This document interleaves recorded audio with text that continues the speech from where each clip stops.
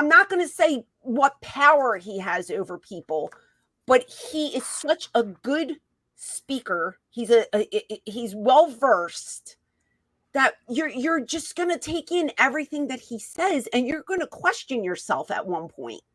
That's what Paul does. I'm not the only one who says this about him.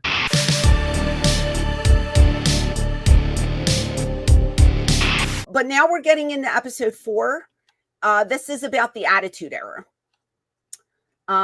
So it started, this is when he actually transitions into Mr. McMahon, and they start to talk about who he liked as a child, growing up. And his favorite wrestler was Dr. Jerry Graham. Yep. Who I didn't even know who he was, to be honest with you. Yeah. And how he emulated some of his traits into his character to become Mr. McMahon. So that was interesting to me because I never knew that. Never heard of it. Talked about the Attitude Era that I can remember. And I really liked watching Undertaker's take of things. I thought he was honest. Not as honest as Tony Atlas, but I thought it was refreshing to see and I never really came across the Undertaker too much, but when I did, very nice. And that was few and far between times, but he was always a very nice gentleman. You start to see Paul Heyman a lot in this episode. And I turned to my husband and I said, Paul is one of the most eloquent speakers that I have ever heard. Everything that comes out of that man's mouth is like a promo. It's just like no pauses. He's not reading a script, I don't think. I think this is just out of that brain, which is brilliant. And he's just going off and giving thoughts. And I'm just looking at him and I'm like, wow, what a talker. To this day, he still has the capacity and he's mesmerizing when he speaks. It's eloquent. It's the sky is blue, the grass is green. No, the sky is green, the grass is blue. Oh, right, Paul. Anything he says, you're like, yeah, that's right. He is a hypnotist. I don't know what else to say. And I'm not drinking the Kool-Aid. I'm not.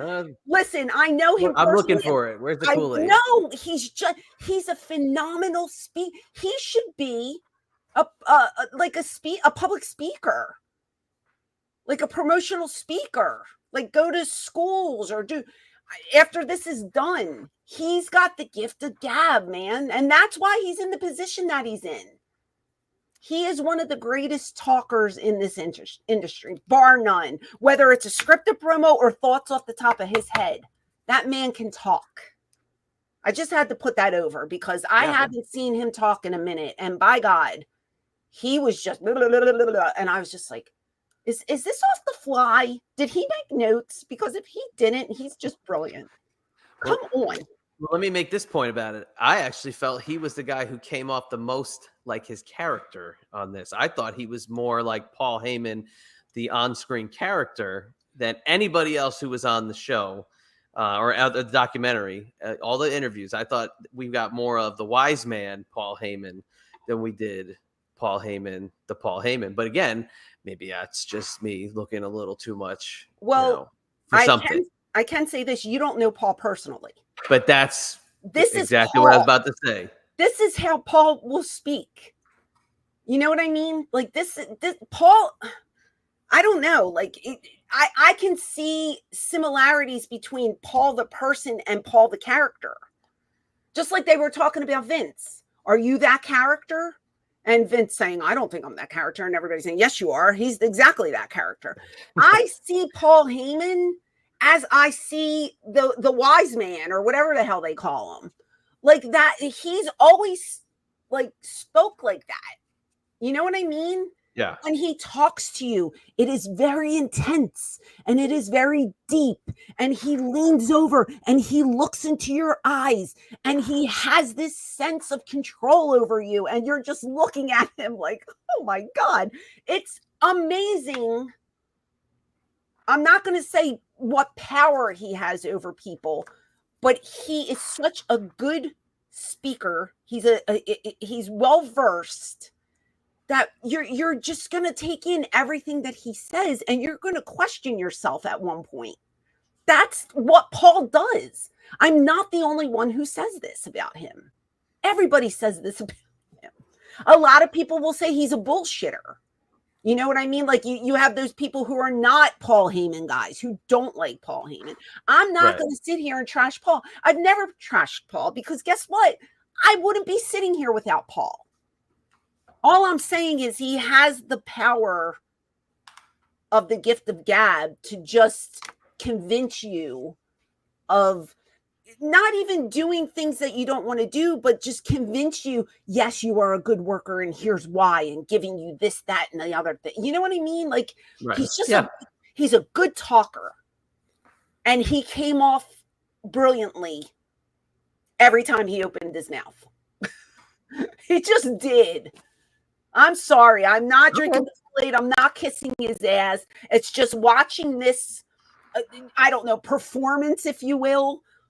I just thought he came off very well. Again, not Tony Atlas refreshingly, he came off company to me, like a company guy, but he just was eloquent and he made so much sense with what he said.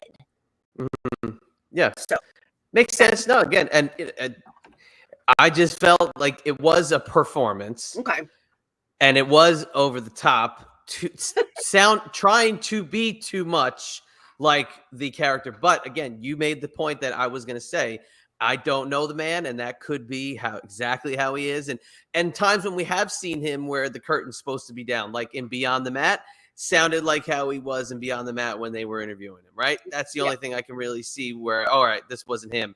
When they released the DVD documentary on him, sounded the same. So, I mean, look, again, I just felt he was the most in character because Hulk Hogan wasn't on there going like, let me tell you something, brother, about 1985. No. Right. It wasn't that. But, we can obviously go into a little bit more as we start to get deeper in because we're not done.